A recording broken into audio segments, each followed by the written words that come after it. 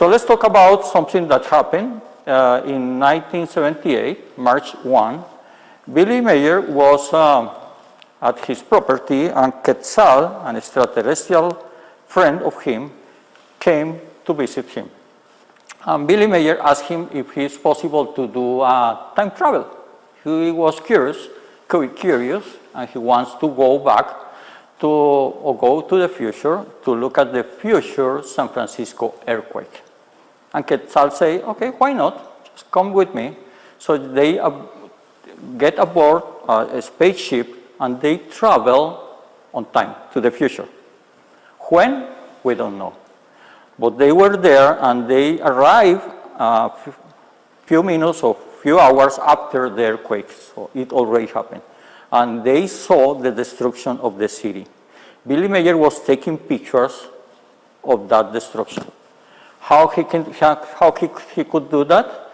Because the Pleiadian spaceship was equipped with a system that he can use his camera, and wherever he pointed out, he can just look at and take a picture. It was some kind of a specific device that was constructed for Billy to use his camera. Otherwise, he will not be able to take good pictures of that event. He took 11 pictures, and the investigators, Wendell Stevens and other investigators, when they were visiting Billy showed them the pictures, put it on the table, and showed them. It's not only Wendell Stevens, it was other investigators, was people from that figure site or Silver Star Center. That means the Billy Mayer place were there. One of them was Calliope, Billy Mayer's wife. By the way, I just want to bring something up. Wendell didn't in his speech, but Wendell is someone who saw 11 rather remarkable photographs of San Francisco, and I just want to ask Wendell to tell you about this, if you would. Okay, Billy was taken on a trip in time, and Semyasi asked him what he would like to see. And he said, I would like to see San Francisco and the next big earthquake that's been forecast or predicted for it. So she took him someplace in time and showed him San Francisco undergoing a major earthquake where it was shaking buildings down, and she allowed him to take pictures on the viewing screens with his camera, and there was one picture of the Transamerica Tower breaking about 2/3 of the way up from the upper right-hand side as you looked at it from, I think, from the east, down to the lower half left-hand side at about a 30-degree angle, and it was beginning to slide off. And there was plumes of fire and plumes of smoke and plumes of water from the broken lines and pipes and everything in the photograph. Now, as soon as the photograph, first problem came is when Billy came home with the pictures. Lee and I and Tom and Britt were sitting around the kitchen table, and he opened the envelope and looked at them and passed them around. And we all looked at the pictures. And there wasn't just one picture. There were 11 pictures in the envelope. The 11 pictures showed different scenes of San Francisco going down. And after that, just a few days after that, Semyasi picked Meyer up again and said she wanted to take the pictures to look at the negatives. And when she refused to give them back, she said, you showed the pictures against our instructions to others that can affect the lives of a lot of people, and we're not going to return the pictures to you. So he never got them back. All it was ever saw was the 11 that we looked at. And the one picture that had the Transamerica Tower in it matched a painting that was done for GEO magazine by a staff artist fairly closely, but not really exact. The buildings were the same, but the plumes of smoke and fire and gas were not in the painting. A few of them were, but not like in the picture that we saw. And other buildings were collapsing. There was a rectangular building with towers on both ends, and the towers were falling in, smashing the middle, and things like that. There was also, we were looking for cars in the streets to try to gauge some time for this to happen. And the cars that we couldn't recognize on the street, and there weren't too many on the street, by the way, the streets were not completely closed as in the GEO painting. The GEO painting showed the streets impassable for emergency vehicles. In Billy's pictures, they were not impassable. They could have been cleared with a bulldozer or something like that. But we were looking for a time somehow, and so there were a number of cars shown in the pictures. And the car that we had never seen was a car that looked more like a Volkswagen than anything else, a smooth contoured car. It has tiny fins beginning to be drawn up on the rear fenders, and it had glass. The windshield glass came clear back to the back of the front door, so that the front door in the car opened in a glass frame. And we haven't seen anything like that yet, but we do see the skylights getting bigger and bigger and going further back. So it's not going to happen tomorrow, but it may happen in the next 10 or 15 years.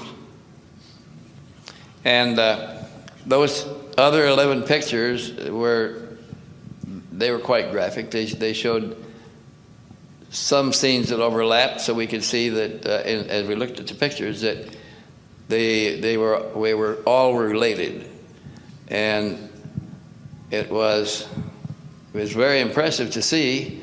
It looked like a lot of destruction, but they told Billy at the same time that this could be avoided by mass mind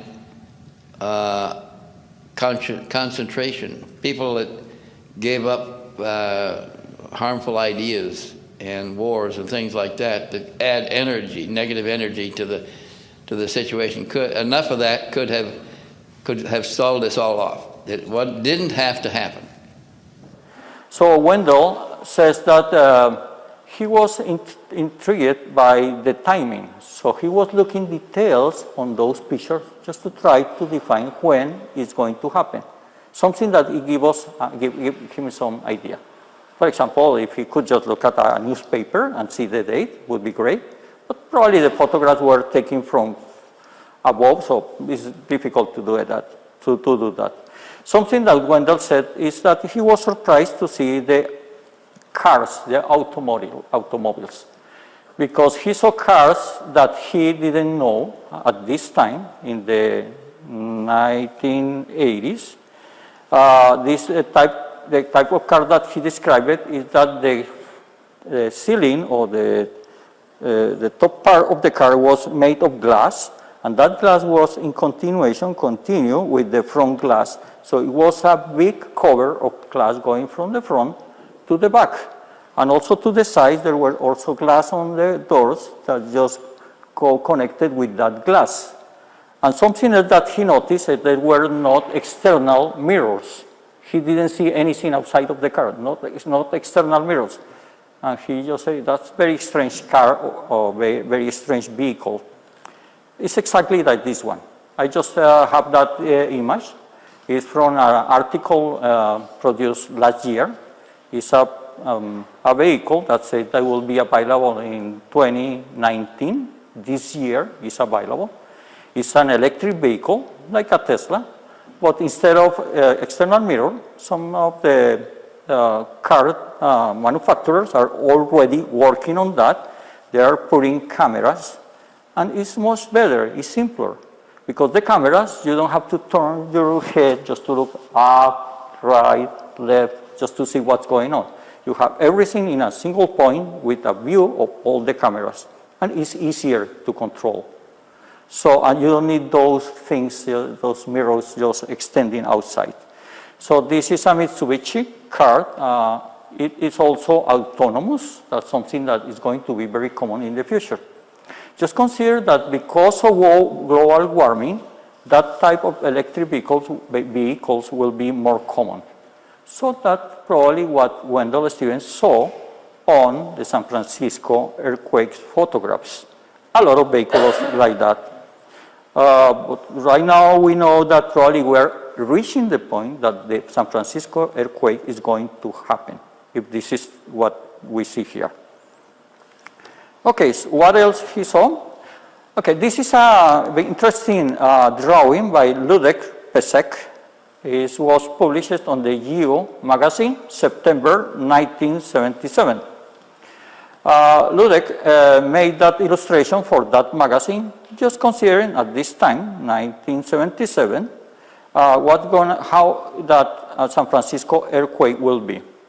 Wendell also saw these drawings, and he compared with what he saw on the photographs. Actually, the photographs are not longer available. What happened with them? Quetzal, the astronaut, the ET that took Billy back, in the future to look at the San Francisco earthquake, he told Billy, you were not authorized to show these pictures. They were for you. You should not, or you never should show those pictures to anybody.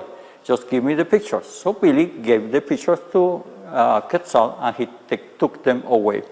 So right now the photographs are no longer available. The evidence that we have is just what the testimony of people like Wendell Stevens and the people that were there.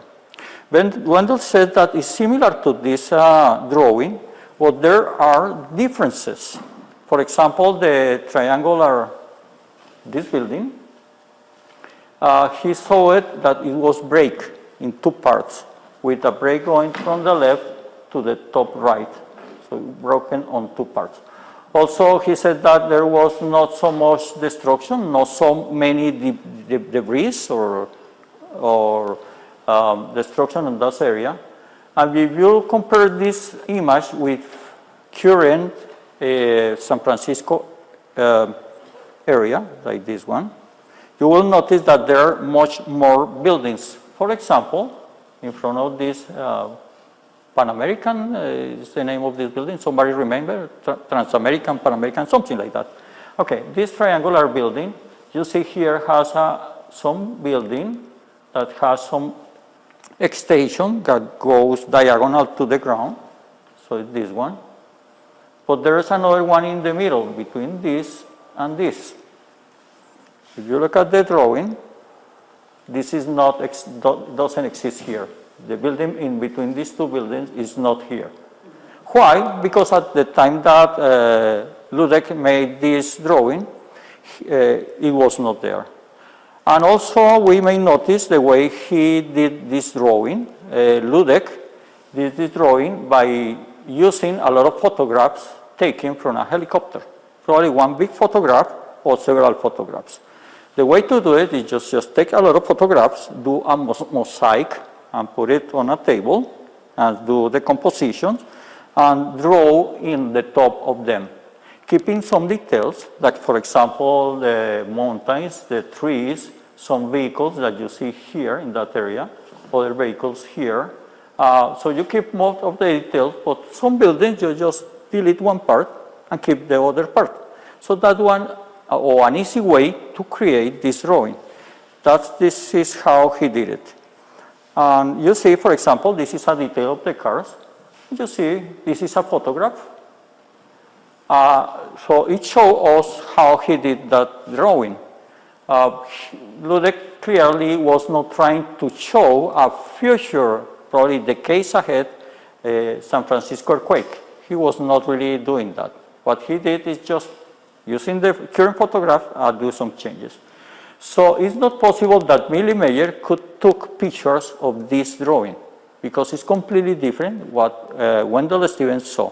And you see information about that on the Wendell Stevens book called The Pleiadian Message in the page 393. Here he explained that he was completely different. This is exactly the same magazine drawing. And here you see the vehicles that are there. So these are vehicles that were very common in the 70s and 80s. These are not the type of cars that Wendell saw. So what Wendell saw was something different. It's not exactly that like this drawing.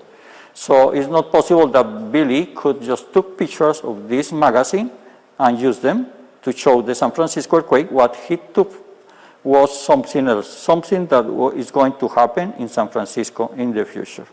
So that's quite very strange. A very curious detail, you see the red color. Let me go back. Do you see the fire? The red colors? If you notice that red color looks that is not natural. It's not the same type of, or doesn't have the same type of let's say, hue or color is very strong, so that is added to the drawing. Somebody was feeling very artistic desire, so he was putting the fire on that magazine for some reason. And you may notice here, for example, if you look at that photograph from the book, from the Geo magazine took by Wendell Stephen in his book, and another copy that is available on the internet, you see the red color here, here, is not exactly the same structure that you see here. The guy that painted the red colors, just to emphasize the fire, for some reason deleted some details. Why he did it, I have no idea. But that's something that you will find in the internet, that red color is added to the pictures. Okay, so that's a very interesting case. But this is a prediction. Why is a prediction? Because it's going to happen. What happened if one of the photographs that Billy took, you appears there? Is your face just in the middle of the street, probably scared about what had happened, but you are there, and you see that picture. Or you say, oh my God, I'm going to be in San Francisco during the earthquake. If somebody offered you to go to live to San Francisco, are you going to go there? Probably you say, no, I don't want to go there, because there is going to be an earthquake, and I don't want to be there for any reason. So in that case, you have the choice to be or not to be there. Right now, if everybody believes that this is very real predictions, probably there will be a governmental, United States governmental program to evacuate everybody outside of San Francisco before the earthquake, because they know that there's going to be a huge earthquake followed by a tsunami. They know it for sure. So they put outside of that city and they just relocate everybody to another city. Does the prediction will not happen? No, the prediction will happen. The earthquake will happen. But probably there will be some variations. So that is showing us that probably a prophecy and a prediction can come together.